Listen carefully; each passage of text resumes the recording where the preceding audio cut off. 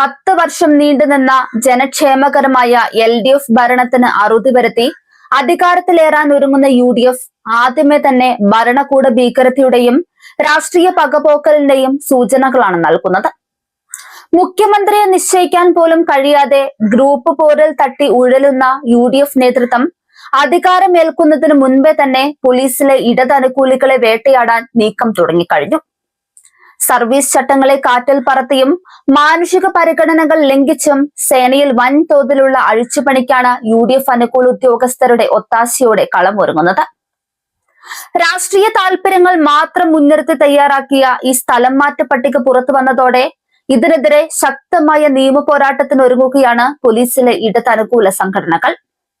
ജില്ലാ പോലീസ് മേധാവിമാർ വഴി അനൌദ്യോഗികമായി ഇപ്പോൾ തന്നെ പലർക്കും സ്ഥലം മാറ്റ സൂചനകൾ നൽകി ഭയപ്പെടുത്താനാണ് ശ്രമം നടക്കുന്നത്.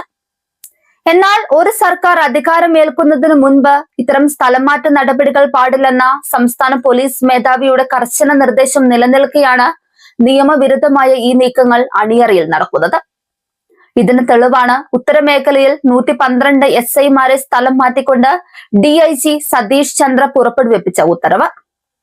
ഇത് ചട്ടവിരുദ്ധമാണെന്ന് ബോധ്യപ്പെട്ടതോടെയും ഉദ്യോഗസ്ഥർ കൂട്ടത്തോടെ നിയമ നടപടിയിലേക്ക് നീങ്ങുമെന്ന് കണ്ടതോടെയും അധികൃതർക്ക് ആ ഉത്തരവ് തിടുക്കത്തിൽ പിൻവലിക്കേണ്ടി വന്നു. 3 വർഷം സർവീസ് പൂർത്തിയാക്കാത്തവരെ സ്ഥലം മാറ്റാൻ പാടില്ലെന്ന അടിസ്ഥാന ചട്ടം പോലും ലംഘിച്ചാണ് UDF അനുകൂലികൾ തങ്ങളുടെ പട്ടിക തയ്യാറാക്കിയിരുന്നത്.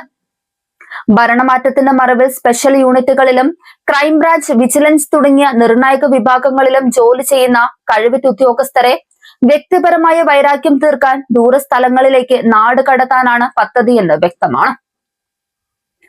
വരും ദിവസങ്ങളിൽ മന്ത്രിസഭ സത്യപ്രതിജ്ഞ ചെയ്യുന്നതോടെ ഈ വേട്ടയാടൽ ഔദ്യോഗികമായി തുടങ്ങാനാണ് നീക്കം. ഇതിനായി ഓരോ ജില്ലയിലും UDF അനുകൂലികളായ ഉദ്യോഗസ്ഥർ പ്രത്യേകം സ്ക്വാഡുകൾ പോലെ പ്രവർത്തിച്ച് ലിസ്റ്റുകൾ കൈമാറിക്കഴിഞ്ഞു. പോലീസ് സഹകരണ സംഘങ്ങളുടെ ഭരണം തിരിച്ചുപിടിക്കാൻ ജനാധിപത്യ വിരുദ്ധമായ മാർഗങ്ങൾ സ്വീകരിക്കുമെന്ന ഭീഷണിയും ഉയരുന്നുണ്ട്. ഇടത് ഭരണകാലത്ത് കൃത്യമായ മാനദണ്ഡങ്ങൾ പാലിച്ചു നടന്ന നിയമനങ്ങളെയും ഡ്യൂട്ടി വിന്യാസങ്ങളെയും അട്ടിമറിച്ച് തങ്ങളുടെ അടുപ്പക്കാരെ പ്രധാന തസ്തികകളിൽ പ്രതിഷ്ഠിക്കുക എന്ന ഗൂഢലക്ഷ്യമാണ് ഇതിനു പിന്നിൽ.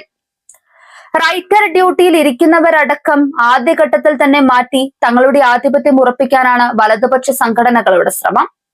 എന്നാൽ നിയമവാഴ്ചയെ വെല്ലുവിളിച്ചുകൊണ്ടുള്ള ഇത്തരം ഏകപക്ഷീയമായ നടപടികളെ കയ്യും കെട്ടി നോക്കി നിൽക്കില്ലെന്ന് ഇടതുപക്ഷ സംഘടനകൾ പ്രഖ്യാപിച്ചിട്ടുണ്ട്.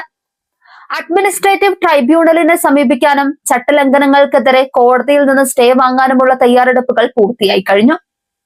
അധികാരത്തിന്റെ ഹുങ്കിൽ സേനാംഗങ്ങളുടെ മനോവീര്യം തകർക്കാനും പോലീസ് സേനയെ തങ്ങളുടെ രാഷ്ട്രീയ ആയുധമാക്കാനുമുള്ള UDFന്റെ ഈ നീക്കം ജനാധിപത്യ കേരളത്തിന് വലിയ ഭീഷണിയാണ് ഉയർത്തുന്നത്. വരും ദിവസങ്ങളിൽ ആഭ്യന്തര വകുപ്പിൽ വലിയ തോതിലുള്ള ഭരണ പ്രതിസന്ധിക്കും നിയമയുദ്ധങ്ങൾക്കും ഈ രാഷ്ട്രീയ പകപോക്കൽ വഴിവെക്കുമെന്ന് ഉറപ്പാണ്.